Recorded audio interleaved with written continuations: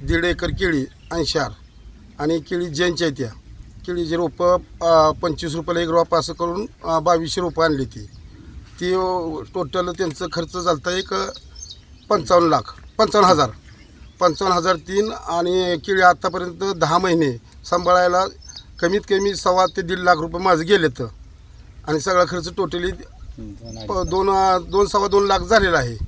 तर आणि आता केळी उतरायला 15 रुपये 20 रुपयानं दिली त्या एक 22 ते 23 टन माल निघल म्हणलं व्यापारी. मी म्हणलं ठीक आहे म्हणलं ठरलं होतं सगळं झालं. आज अवकाळी पाऊस आल्यामुळं अचानक चक्रीवादळ झाल्यामुळं माझी भुईसपाट पूर्ण झाले. आता तरी मला शासनानं काहीतरी माझा निर्णय घ्यावा योग्यतेने. काय किती टन माल निघाला असता यातून? 25 टन. आणि किती लाखाचं नुकसान झालं? 10-12 लाखाचं झाली.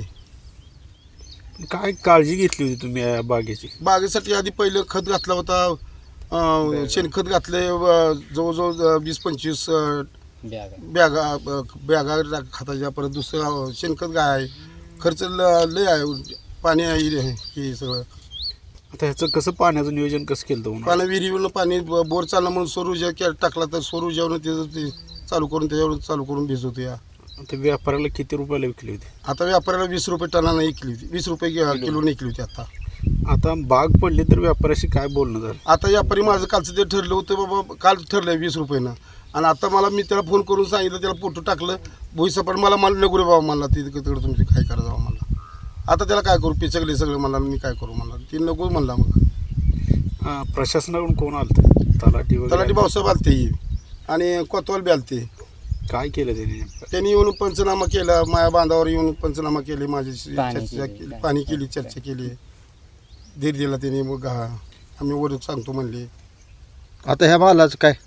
आता ह्या मला काय किंमत नाही ना. आता काय सगळं ही झाल्यामुळं आता काय जनावरा पुढं जनावरं सुद्धा खात नाही याला. तर इतके किती आहे एवढं काय त्या 40 चावरी 30-35 चावरीच आहे याला.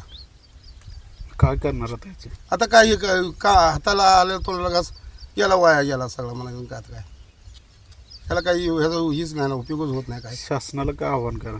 शासनाला काय माझी पाहणी करून आहे, माझा निर्णय मला माझी भरपाई द्यावी हीच माझी विनम्र विनंती. बाकी काय माझा विचार व्हावा.